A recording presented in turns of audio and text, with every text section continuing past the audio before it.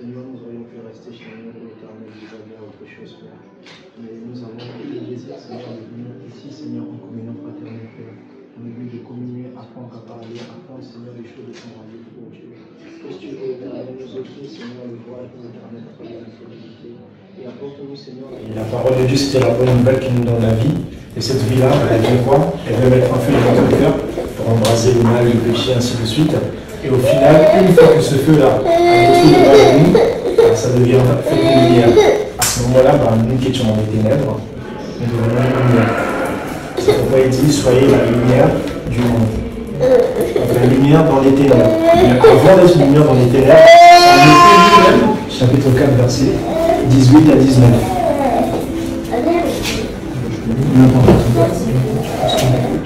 Quand il marchait le long de la mer de Galilée, il vit deux frères, Simon appelé Pierre et André son frère, qui jetaient un filet dans la mer car ils étaient pêcheurs. Il leur dit, suivez-moi, je ferai. Aussitôt, ils laissèrent le filet et le filet.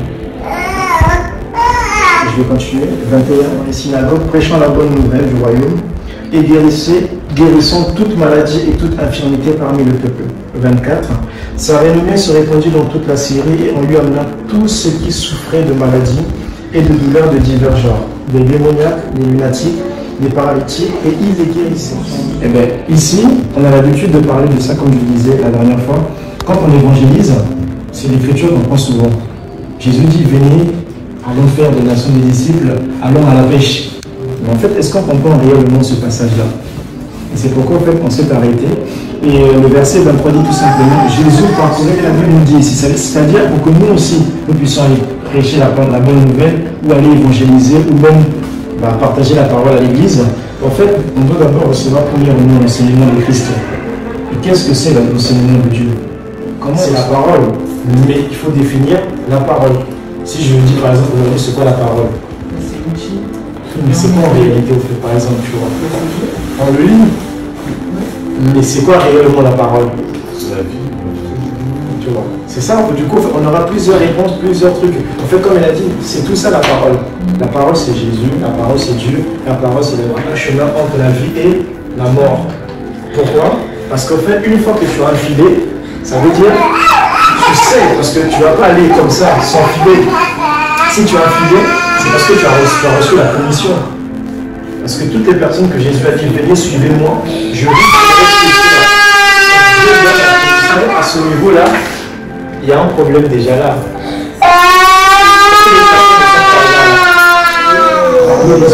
Pleine de grâce. Et que signifie Emmanuel? Dieu parmi nous. Donc ça veut dire si Dieu est parmi nous, Dieu est dans ma soeur, dans mon frère, mais si réellement il est en nous, pourquoi on ne le voit pas? C'est pourquoi il dit vous les reconnaîtrez par leurs fruits. Ça veut dire les chemins qu'ils vont emprunter. C'est là où vous allez les reconnaître. En fait, c'est toutes ces étapes-là. Quelqu'un peut venir et te dire oui, je suis un filet. Reste en calme. Continue à observer la parole. Continue à regarder sa vie s'il apporte la bonne nouvelle. Toi, tu dis quoi? Non, parce qu'avec son comportement, tu sens qu'il nous ramener vers la lumière. Donc son comportement influe sur le monde pour les ramener à la lumière. Ok, toi tu disais, pourquoi? Pourquoi il est clair en fait déjà, une fois, comme dit lumière, c'est que je suis éclair. Exactement. Jésus dit je suis la lumière. Amen. C'est lui qui est clair en fait. Donc on était dans l'obscurité. Amen. Du coup, il est clair, il nous a fait la lumière. Du coup, tout ce qui est obscur. Tout est visible en fait. Cherche une autre réponse. Parce que je te vois bouger la tête en disant ouais, ça y est, c'est ça. Non, ta réponse à toi. Regarde, la Bible, il y a beaucoup de pages. Hein. Là, il a cité un verset. Toi, tu m'as dit, qu'est-ce qu'on fait? On a des trucs machin là. Il y a des mailles. Donc tu tapes, il y a les mailles. En fait, on est toujours dans les filets. Ça veut dire comment vous voulez en fait, attraper des frères et des sœurs ou des gens qui sont dans le monde.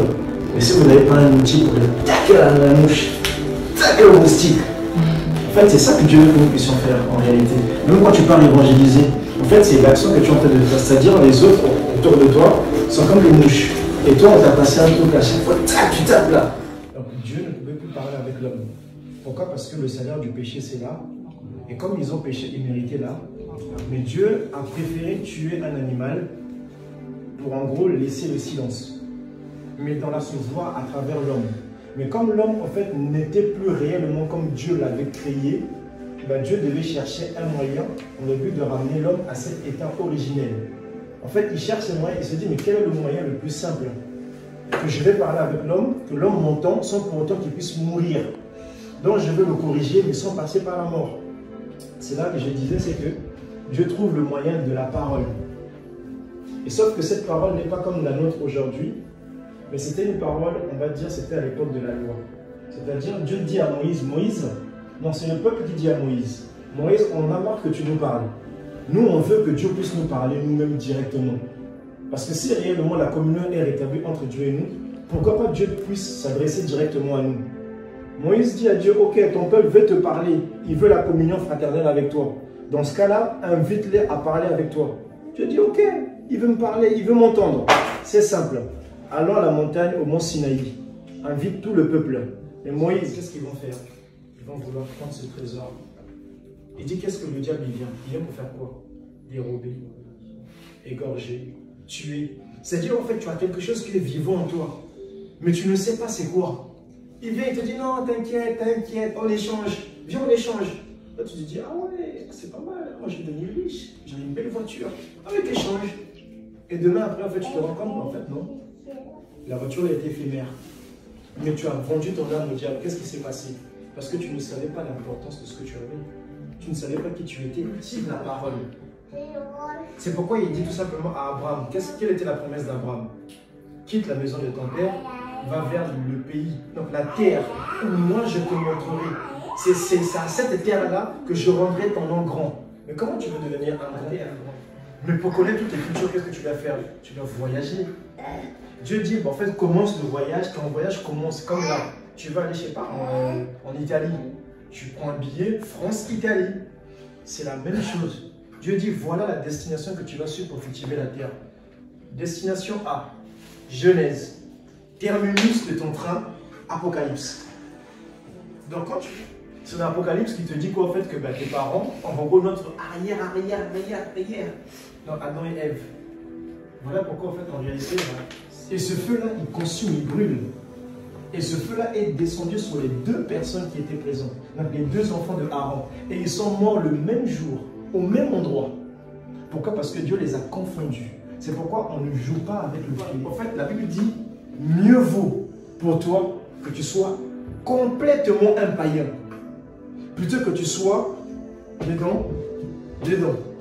Il dit parce que tu es ni chaud ni froid dans l'Apocalypse, tu es tiède, je te vomirai. Et il dit tu ne peux servir Dieu et maman. C'est-à-dire toutes les personnes qui veulent servir Dieu, je ferai descendre ce feu-là dans leur vie. Et ils seront ce feu-là. Et ils vont baigner dans ce feu-là. C'est pourquoi Moïse a rencontré ce feu, sous forme du buisson ardent. Dans Lévitique, nombre 14, la Bible dit que les Israélites ont vu quoi? La nuée de gloire et la colonne de feu. En réalité, ils ont vu la lumière de Dieu. Et ça, le feu est une lumière, comme il a dit, pour éclairer. C'est-à-dire, si tu n'as rien, soit il marche avec toi, soit.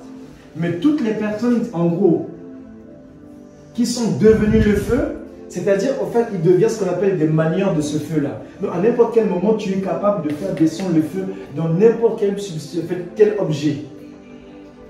Pourquoi? Parce que ce feu-là, tu sais comment l'utiliser. Donc, tu sais comment faire descendre la présence de Dieu. Et quand elle descend, voilà comment elle se manifeste. En réalité, elle se manifeste comme ça. Mais tu ne la vois pas. Donc, quand on dit que là où un ou deux ou trois est assemblé en mon nom, il est là.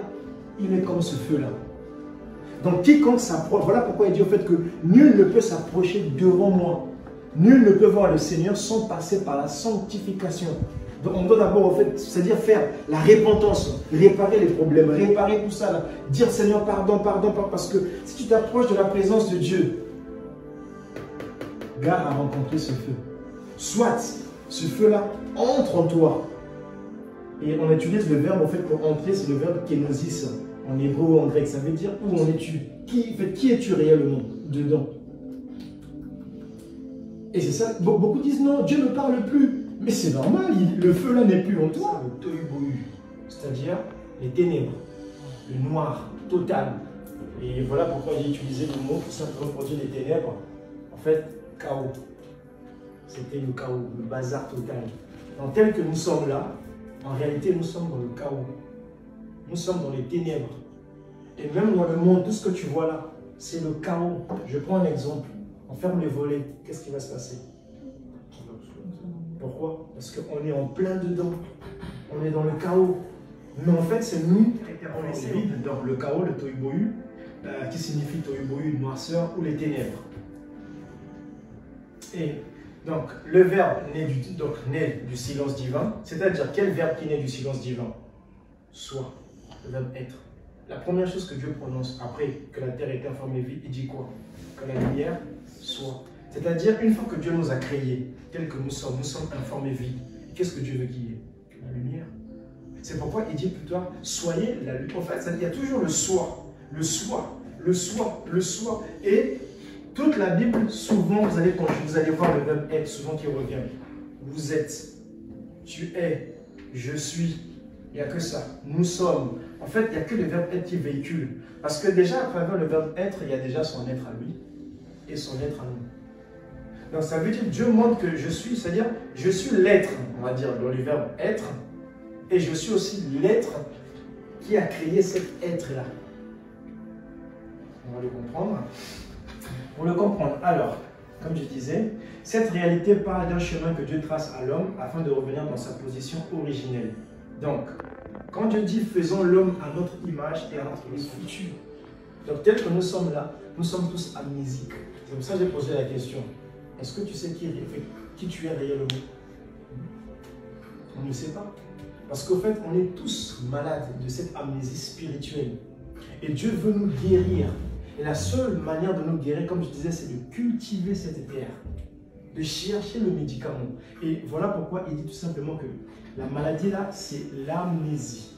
Et dans cette amnésie, non seulement il est amnésie, mais l'homme est aussi insouciant.